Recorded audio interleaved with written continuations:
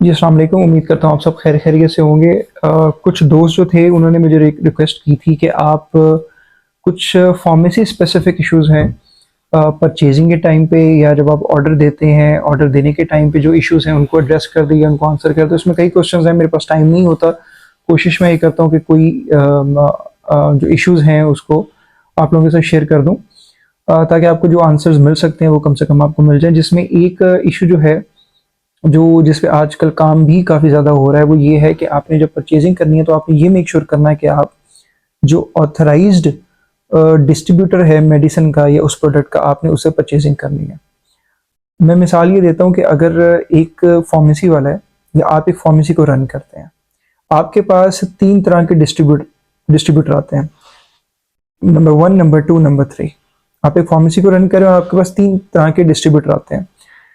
एक आपको एक प्राइस पे मेडिसिन देता है, दूसरा उससे कम देता है, तीसरा उससे भी कम देता है। तो आप जो हैं, आप ये कहेंगे कि यार मैं उसको प्रेफर करूं जिससे प्राइस कम है। पहली तो इंसान का दिमाग यही कहता है।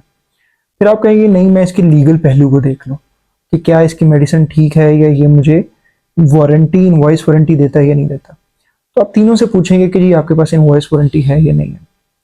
तो पहले से पूछा आपने, इनवॉइस वारंटी आपको दे रहा है, दूसरा भी दे रहा है और तीसरा भी दे रहा है। अब आप यहाँ पे कंफ्यूज होंगे कि यार ये एक ज़्यादा प्राइस की दे रहा है, एक कम और एक उससे कम, लेकिन तीनों के पास वारंटी है, तो अब मैं किससे खरीदूं।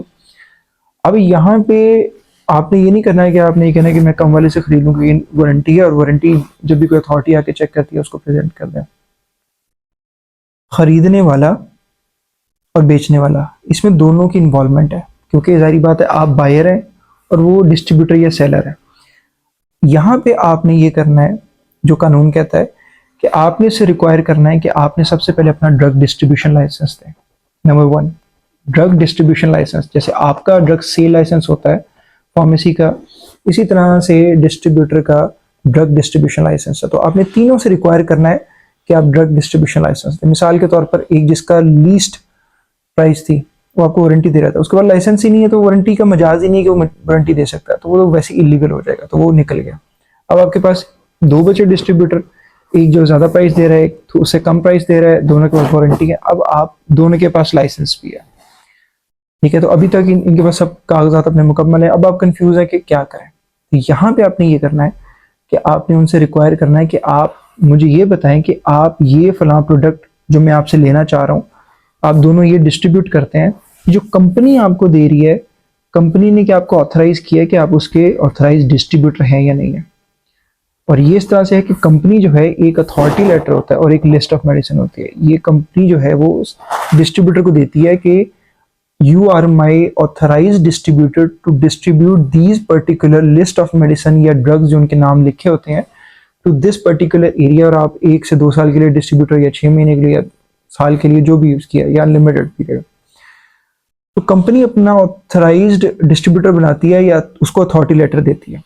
आपने दोनों से चेक करना है अथॉरिटी लेटर किसके पास है। अब जो आपको कम कीमत पे शायद मिसाल है, केस सिनेरियो कि वो दे रहा था, उसके पास अथॉरिटी लेटर नहीं है, इसका मतलब ये है कि वो मजाज नहीं है कि वो उस कंपनी के प्रोडक्ट को आपको दे सके लीगली तौर पे। तो अगर वो उस मजाज ही नहीं है कि उसके पास अथॉरिटी ही नहीं है, तो ले कहाँ से रहा है, कंपनी तो उसको नहीं दे रही। तो उस पर भी क्वेश्चन है कि वो ले कहाँ से रहा है, और वो आपको दे रहा है कम कीमत में, उस पर भी क्वेश्चन है कि वो नहीं दे सकता। तो जो वारंटी आपको प्रोवाइड करे, वो वारंटी भी जो है उसका भी मजाज नहीं है वो देने को।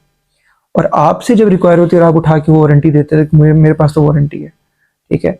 तो ये आपने अगर चेक ही नहीं किया उसका डिस्ट्रीब्यूशन लाइसेंस है, या उसके पास अथॉरिटी लेटर है, या उसके पास लिस्ट ऑफ मेडिसिन है मैन्युफैक्चरर की, आप ये चेक ही नहीं करते, तो वारंटी चेक करने ना चेक करने का फिर क्या फ़ायदा। इसीलिए आपने क्या करना है, जब कोई सप्लायर आपको आके मेडिसिन दे, आपने चेक करना है उसका आपके रिकॉर्ड में उसका डिस्ट्रीब्यूशन लाइसेंस है, उसको टिक कर लें। उसके बाद आपके पास उस कंपनी का जो प्रोडक्ट आप ले रहे हैं उसका अथॉरिटी लेटर है, वो इनवॉइस वारंटी दे रहा है आपको।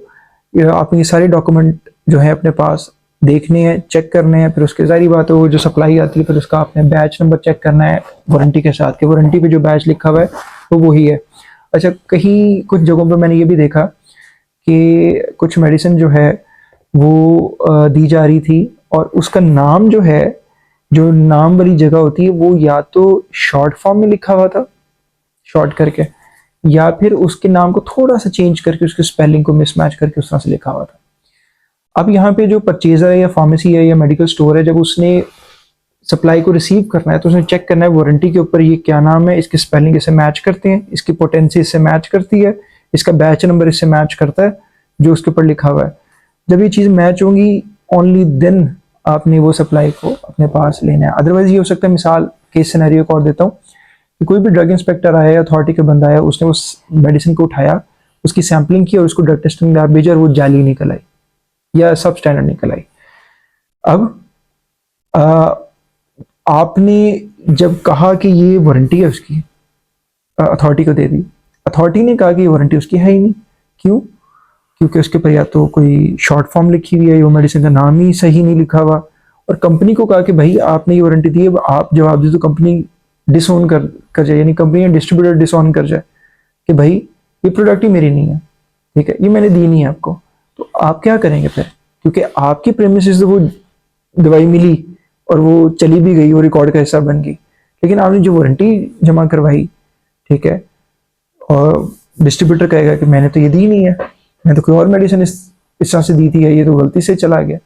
तो इसलिए छोटी छोटी चीज़ें होती हैं। अगर इसकी प्रैक्टिस आप अपनी 6 से 8 महीने पहले अपना जो शुरू के फार्मेसी के बिजनेस के 6 से 8 महीने ये आदत बना लेंगे तो ये थ्रू आउट लाइफ आपके साथ चलेगी और आपकी जो आने वाली मुश्किलात हैं उसको आसान कर देगी।